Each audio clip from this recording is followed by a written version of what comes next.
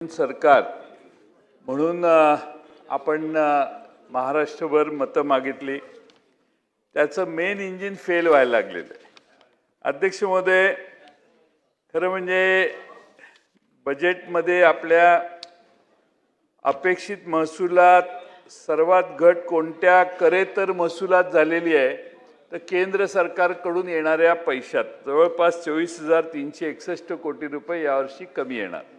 केंद्राचं बजेटमध्ये त्यांनी कमी केले म्हणून आपल्याला कमी येणार। मी हा मुद्दा मांडला तर मुख्यमंत्र्यांनी काय उत्तर दिलं की 12-13 साली एवढे केंद्रातनं पैसे आले आणि आता एवढे येत आहेत। अहो, इकॉनॉमी वाढत जाते तसा कर वाढतो आणि कर वाढल्यावर डिव्हॉल्युशन ऑफ टॅक्सेस केंद्र सरकारचे वाढणारच आहेत। केंद्राच्याकडे गोळा झालेले कर वाटप होत असताना आपल्याला आपला वाटा मिळतच असतो, त्यात काही कौतुक नाही। पण अडचण ही आहे की या वर्षी केंद्र सरकारने, आमचा मुद्दा हा आहे की केंद्र सरकारने 24,361 कोटी रुपये हे केंद्र सरकारने आपल्या राज्याला दिलेले नाही। अध्यक्ष महोदय, बांधकाम खात्याचे कोण मंत्री आपण तुम्हाला कागदच देतो नंतर। अध्यक्ष महोदय, रस्ते बांधा, मेट्रो बांधा, एलिव्हेटेड मार्ग बांधा, आमचा पाठिंबा आहे। पाठिंबा नाही असं नाही, पण काय दराने बांधावेत? भातखळकर साहेब, जरा तुम्ही 2 मिनिटं आकडे ऐका, मग तुम्हाला लक्षात येईल। अध्यक्ष महोदय, गडकरी साहेबांनी नुकतेच महाराष्ट्रासाठी 1 लाख कोटीपेक्षा जास्त रस्त्यांचे प्रकल्प घोषित केले। नवी मुंबई ते पुणे एक्सप्रेसवे 8 पदरी 130 किलोमीटर लांबीचा रस्ता 15,000 कोटी रुपयाचा, प्रति किलोमीटर 115 कोटी आणि प्रति मीटर त्याचा खर्च 11,53,000 रुपये। दुसरा रस्ता त्यांनी नाशिक सोलापूर अक्कलकोट कॉरिडॉर जाहीर केला, 6 लेन ॲक्सेस रिस्ट्रिक्टेड म्हणजे एक्सप्रेसवे, जवळपास 374 किलोमीटर लांबीचा रस्ता, किंमत 19,142 कोटी, म्हणजे प्रति किलोमीटर 51 कोटी रुपयात ते रस्ता करणार, म्हणजे प्रति मीटर 5,11,000 रुपये। जनकल्याण एक्सप्रेसवे, ज्याचा मुख्यमंत्र्यांनी त्यांच्या भाषणात उल्लेख केलाय, करतायत गडकरी साहेब, 450 किलोमीटर लांब, किंमत 36,000 कोटी, प्रति किलोमीटर 80 कोटी रुपये खर्च होणार, प्रति मीटर 8 लाख रुपये। पुणे ते छत्रपती संभाजीनगर याचाही मुख्यमंत्र्यांनी त्यांच्या भाषणात उल्लेख केलाय, गडकरी साहेब करतायत, 192 किलोमीटर लांबी, 14,886 कोटी रुपये खर्च, म्हणजे प्रति किलोमीटर 77 कोटी रुपये आणि प्रति मीटर 7,75,000 कोटी। आता आपल्या राज्य सरकारने जे टेंडर काढलं किंवा घोषणा केल्या त्यामध्ये पुणे ते शिरूर 53 किलोमीटर लांबी मार्ग आमच्या अमोल कोल्हेनी तळेगाव चाकण, चाकण शिक्रापूर, हडपसर यवत याच्यासाठी फार मागण्या केल्या, आता ती फलद्रूप झाले। पुणे ते शिरूर 53 किलोमीटर लांबी, खर्च 7,154 कोटी, म्हणजे प्रति किलोमीटर 134 कोटी रुपये। मी मगाशी तुम्हाला सांगितलं, एकाचा 51 कोटी रुपये प्रति किलोमीटर खर्च, 80 कोटी रुपये खर्च, 77 कोटी। पण राज्य सरकार खर्च करताना प्रति किलोमीटर 134 कोटी रुपये खर्च करणार, म्हणजे मीटरला 13,40,000 रुपये। तळेगाव ते चाकण 25 किलोमीटर उन्नत मार्ग 6,499, प्रति किलोमीटर 249 कोटी, म्हणजे प्रति मीटर 25,90,000। चाकण ते शिक्रापूर लांबी 28 किलोमीटर 6 पदरी, खर्च 5,232 कोटी, प्रति किलोमीटर 186 कोटी, प्रति मीटर 18,86,000। हडपसर यवत 31.5 किलोमीटर लांबी, खर्च 5,262, प्रति किलोमीटर 167 कोटी, प्रति मीटर 16,70,000। उत्तन ते विरार हा सागरी सेतू 55 किलोमीटर 58,754 कोटी, प्रति किलोमीटर 1,068 कोटी रुपये आणि प्रति मीटर 1,06,00,000 रुपये हा खर्च बांधकाम खात्यावर रस्ते बांधताना तुम्ही करताय। गडकरी साहेब किती करतायत? 50-60 कोटी रुपये किलोमीटरला. तुम्ही किती करताय? 259 कोटी, 134 कोटी, 186 कोटी, 167 कोटी. आणि हे कमी झालं म्हणून काय? उत्तम ते विरार सागरी सेतू प्रति किलोमीटर 1068 कोटी रुपये. अध्यक्ष महोदय, NHAI ही देशातली संस्था, गडकरी साहेब त्यातनं रस्ते बांधतात आणि आपण MSRDC, MMRDA वगैरे आपले बऱ्याच एजन्सीज आहेत. मग हे आकड्यांचा फरक जर बघितला तर माणसाला आकडी येईल अशी परिस्थिती आहे. अध्यक्ष महोदय, अध्यक्ष महोदय, पैशाची लूट आहे असं माझं मत आहे. अध्यक्ष महोदय, या सभागृहाचा हा अधिकार आहे. मग लोक म्हणायला लागली तिजोरीवर डल्ला मारताय, तर त्यात लोकांची चूक आहे. माझं तर मत आहे हा डल्ला नाही, हा दरोडा आहे.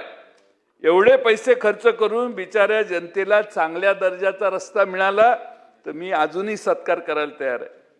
अध्यक्ष महोदय, दुय्यम दर्जाचे रस्ते बनतात. NHAI कमी पैशात रस्ता बांधते, रस्त्याचा दर्जा उत्तम असतो. माझ्याकडे पेठ टू सांगली गडकरी साहेबांनी रस्ता बांधलाय. कुणी या, एवढा स्मूथ रस्ता कदाचित राज्यात एवढा दुसरीकडे नसेल. पण तुम्ही राज्य सरकारने बांधलेल्या रस्त्यांवर जाऊन या. आपल्या सोलापूर जिल्ह्यातले रस्ते असतील, आमचे पंढरपूरकडे जाणारा सांगली जिल्ह्यातला रस्ता असेल, जतकडे जाणारा. अध्यक्ष महोदय, दर्जा सुमार. आणि म्हणून अध्यक्ष महोदय, माझी विनंती आहे सरकारला, रस्ते बांधा, रस्त्याला पाठिंबा आहे माझा. पण NHAIला म्हणजे गडकरी साहेबांना हे रस्ते बांधायला आपण अधिकार द्या. गडकरी साहेबांना हा रस्ता द्या. आपले हजारो कोटी रुपये वाचतील. आणि आधीच राज्य 11 लाख कोटीवर गेलेलं आहे. हे रस्त्यांच्या घोषणा सोडून हे रस्ते ज्यावेळी होतील त्यावेळी 4-5 लाख कोटी रुपये ते वाढणार आहेत. आणि त्यामुळं 15-16 लाख कोटी आपण सारखं सांगतो आम्ही 18 आणि 20% आत आहे.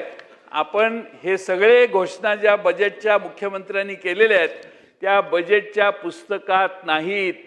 बजेटरी प्रोव्हिजन एक नव्या पैशाची नाही आहे.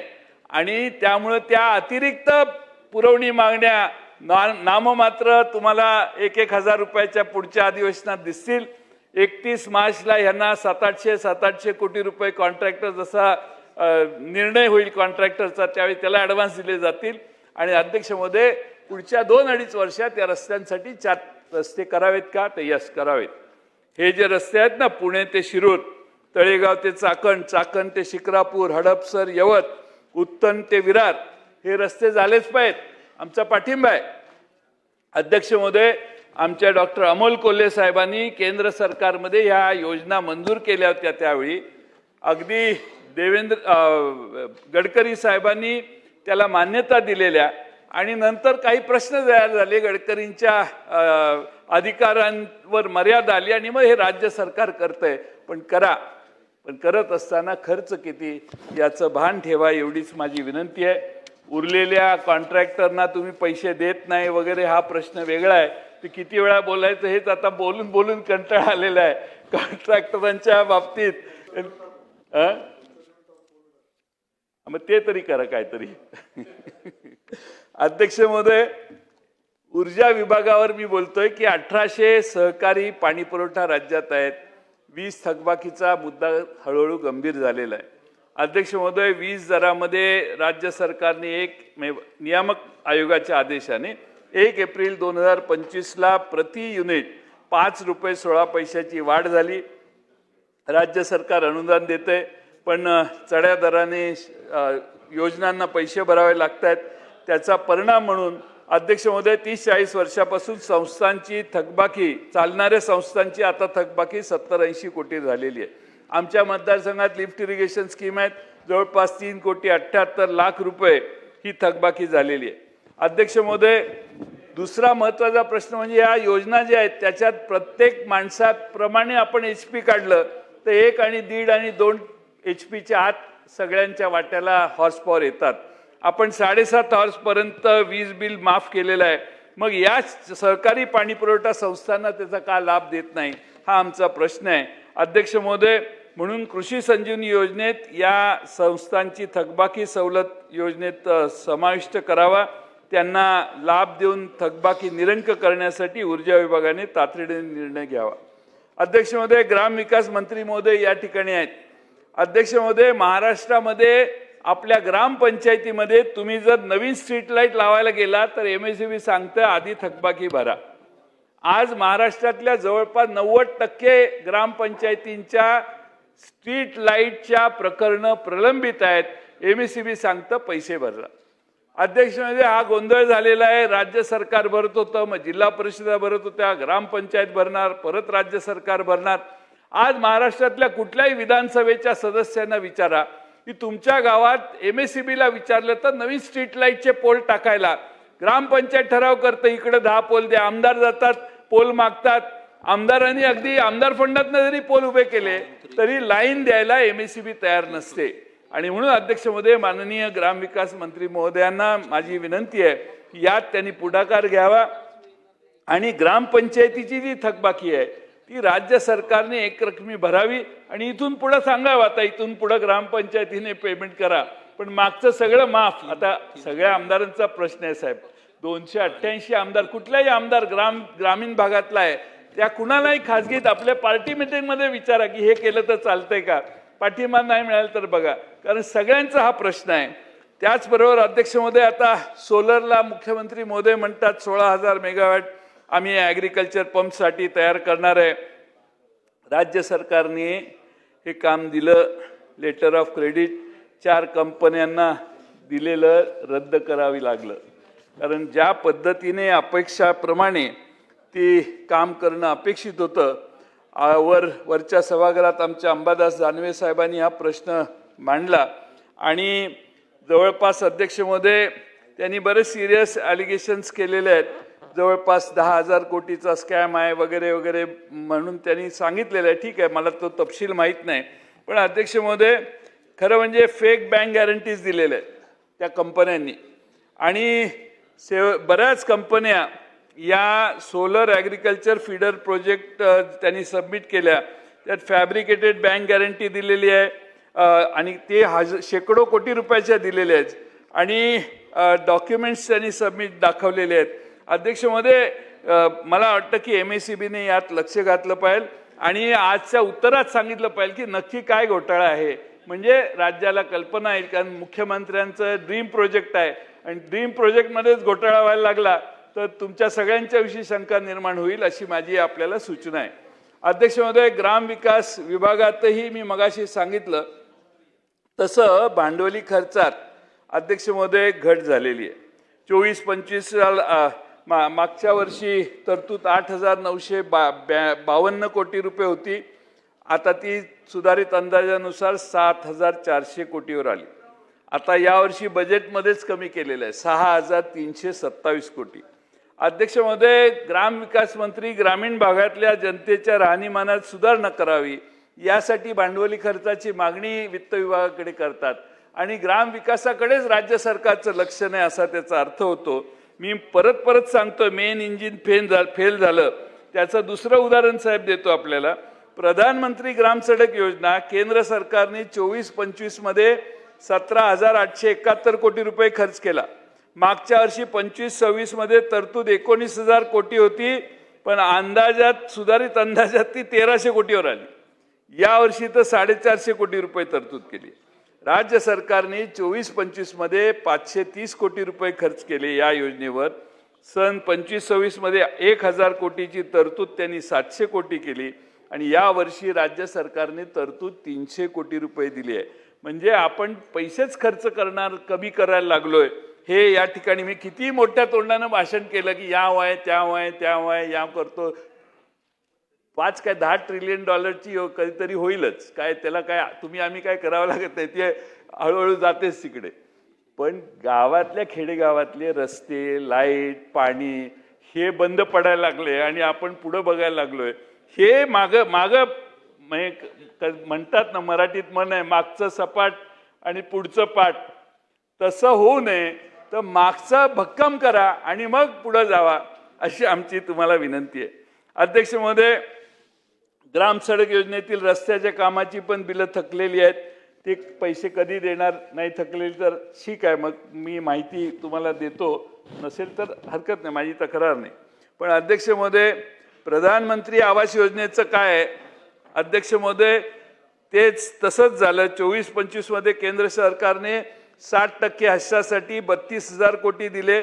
25-26 ला 54,000 कोटीची व्यवस्था 32,000 कोटीवर आणली. 22,000 कोटीची मागच्या वर्षी कपात 25-26 ला केली. 26-27 ला आता त्यांनी 54,000 कोटी रुपये दिलेले आहेत. पण मला खात्री आहे की ती तरतूद कमी होईल, कारण त्यांच्या डोक्यावर 2.25 लाख कोटी रुपयाचं केंद्र सरकारच्या डोक्यावर कर्ज आहे. अध्यक्ष महोदय, 24-25 ला महाराष्ट्र शासनाला केंद्राकडून 3,177 कोटी मिळाली. 25-26 ला 3,300 कोटी अपेक्षित होती, पण 2,600 कोटी रुपयेच आपल्याला अध्यक्ष महोदय आले. आणि अध्यक्ष महोदय, 25-26 मध्ये 6,000 कोटी अपेक्षित आहेत. मला वाटतं की ते काय मिळतील अशी काय परिस्थिती नाही. 6,000 कोटी म्हणजे 3-4 हजार कोटी रुपये आले तर आपलं नशीब. तसंच गुलाबराव पाटील साहेबांचं आहे, मी त्या दिवशी त्यावर बोललो. अध्यक्ष महोदय, केंद्र सरकार घोषणा फार करतं, पण आपल्याला खाली पैसे देत नाही. आणि म्हणून मी मगासपासून सांगतोय की मेन इंजिन फेल व्हायला लागले. आणि त्यामुळं अध्यक्ष महोदय, आपण सगळ्यांनी म्हणजे देशातल्या शेतकऱ्यांचं उत्पन्न दुप्पट करता करता आपल्या डोक्यावरचं कर्ज तिप्पट वाढलं, हे आपल्याला विसरता येणार नाही. आराराबांच्या नावानं आमच्या सुंदर गाव योजनेत पण कपात केलेली आहे. यामध्ये या योजनेत जाहिरातीचा खर्च म्हणजे गंमत बघायला पाहिजे, जाहिरातीच्या खर्चात कपात करण्यात आलेली नाही. पंचायत राज योजनेत सन 25-26 मध्ये 45 कोटी तरतूद होती, त्यामध्ये 21 कोटी जाहिरातीसाठी. आता अध्यक्ष महोदय, काय बोलायचं सांगा तुम्ही? मला पाठिंबा आहे पूर्ण. तुमच्या पालकमंत्र्यांचा फोटो सगळ्या महाराष्ट्रभर गेला पाहिजे, माझाही त्याला पाठिंबा आहे. पण जाहिराती एवढ्या खर्च करायच्या हे काय बरोबर आहे का? आणि त्यामुळे अध्यक्ष ठीक आहे, खर्च कमी करायची आयडिया सांगतो. तुमच्या एकट्याचाच फोटो द्या, बाकीचे 4 फोटो कमी करा. म्हणजे मग मी मागे घेईन. यावर देखील 290 कोटी रुपये योजनेवर जाहिरातीवर 21 कोटी रुपये खर्च करणार आहेत. प्रोव्हिजन आहे, बजेटरी प्रोव्हिजन आहे. ठीक आहे, खर्च नाही करत, खरं नाही. अध्यक्ष महोदय, शेवटचा मुद्दा ग्रामविकास खात्याचा आहे की सन्माननीय ग्रामविकास मंत्र्यांनी मध्ये जाहीर केलं, खुश होऊन एकदम चांगल्या मूडमध्ये आल्यावर त्यांनी सांगितलं की महाराष्ट्रात घरपट्टी 50% माफ करतो, पाणीपट्टी 50% माफ करतो. घरपट्टी तर घरपट्टी माफ जर महाराष्ट्रभर झाली तर लोकांना फार मोठा फायदा होईल. त्यातले थकलेले जे आहेत त्या थकलेल्यांसकट ती माफी आहे असं मी समजतो. पण स्ट्रीट लाईटचा अभियान कालखंडात आणि स्ट्रीट लाईटचा जो मुद्दा आहे तो आपण लक्षात घ्यावा अशी आमची विनंती आहे. अध्यक्ष महोदय, आदिवासी विभागाचा आहे, पण सभागृहात अनेकांना बोलायचे, तेही असेच मुद्दे आहेत, पैसे खर्च झालेले नाहीत वगैरे वगैरे वगैरे. अध्यक्ष महोदय, उच्च तंत्र शिक्षण विभाग, आदिवासी विभागाचे उईके साहेब नाहीत म्हणून त्यावर बोलत नाही. उच्च तंत्र शिक्षण विभागाचा शेवटचे विभाग घेतो. अध्यक्ष महोदय, मागे बसले. अध्यक्ष महोदय, इंटरेस्टिंग फॅक्ट आहे, उन्नत महाराष्ट्र अभियान म्हणून एक महाराष्ट्रात कार्यक्रम आहे. अभियांत्रिकी इतर उच्च शिक्षण संस्थांना ग्रामीण भागातील समस्यांना जोडून स्थानिक पातळीवर त्यावर उपाय योजणे हा या योजनेचा हेतू आहे. अध्यक्ष महोदय, याची अंमलबजावणी बघा. यावर्षी तरतूद 51 कोटी. सगळ्यात महत्वाचं म्हणजे 51 कोटीतले 50 कोटी रुपये खोतकर साहेब 50 कोटी रुपये जाहिरातीसाठी आणि योजनेवरती 1 कोटी रुपये आहेत. त्यामुळे जाहिरातीत किती इंटरेस्ट ठेवायचा, ह्याला काय मर्यादा आहेत का? आणि अध्यक्ष महोदय, 24-25 ला देखील 4 कोटी खर्च झाला, 3 कोटी जाहिरातीवर केला. तुम्हाला पटत नसेल तर चेक करा, माझे आकडे माहिती काढूनच सांगतोय मी. अध्यक्ष महोदय, मागणी क्रमांक W3 पृष्ठ क्रमांक 41 वर याचा उल्लेख आहे. अध्यक्ष महोदय, याबद्दल आम्ही उगाच असं म्हणत नाही की सरकार मोकळ्यात जाहिराती करते. तुमचा फोटो जर जाहिरातीत अध्यक्ष महोदय असला तर आमची तक्रार नाही. तेच फोटो बघून महाराष्ट्रही कंटाळायला लागलाय. त्यामुळे व्हरायटी पण जाहिरातीत नाही अध्यक्ष महोदय. आणि किती खर्च, 51 कोटीची योजना, 50 कोटी रुपये जाहिरातीवर खर्च. तुम्ही सतसत विवेक बुद्धीवर छातीवर हात ठेवून सांगा हे योग्य आहे म्हणून. तुम्ही मला माझा तुमच्यावर फार विश्वास आहे. तुम्ही सांगाल हे चुकीचं आहे, वरनं आदेश द्या की परत असं काही करू नका म्हणून.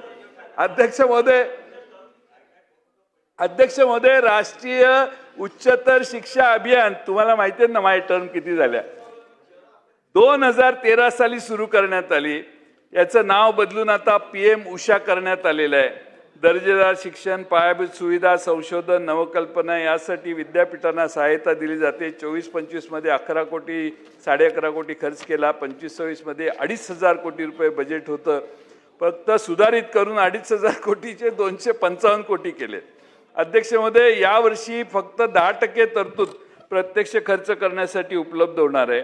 26-27 ची तरतूद पण अखेर फक्त 105 कोटी रुपये केली आहे. अशीच योजना 2023 साली सुरू करण्यात आलेली परिस्पर्श नॅकचे मूल्यांकन वाढीसाठी कॉलेजला मदत करायची.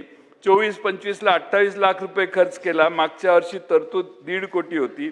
या वर्षी 1,000 म्हणजे योजना बंद करायचा प्लॅन करायचं ठरलेलं आहे. आणि अध्यक्ष महोदय, सगळी महाविद्यालये नॅक मानांकित झाली असतील असा गैरसमज राज्य सरकारचा असावा म्हणून ही योजना बंद करण्याचं काम चालू आहे. आणि म्हणून अध्यक्ष महोदय, माझं हेच म्हणणं आहे की राज्य सरकार ज्या पद्धतीनं बजेट मांडतंय, ज्या बजेटच्या डिमांडवर आज चर्चा होते आहे, त्या प्रत्येक मुद्द्याला तपशिलात जाऊन यांनी खोलात जर स्पष्टीकरण दिलं. आम्ही बजेटवर केलेली भाषणं राहिले बाजूला आणि यांचं उत्तर तिसऱ्याच दिशेने गेलं. त्यामुळे आम्ही जे बजेटच्या वेळी भूमिका मांडली, जे मुद्दे मांडले, आजही आम्ही जे पुरवणी मागण्यात मुद्दे मांडतोय त्याला टू द पॉइंट उत्तरं जर विधानसभेत मिळाली तर मंत्री महोदयांकडून तर अधिक आनंद होईल असं वाटतंय. मी आपली बेल मारल्यामुळे आपल्या आज्ञेत राहून मी माझे भाष्य संपवतो.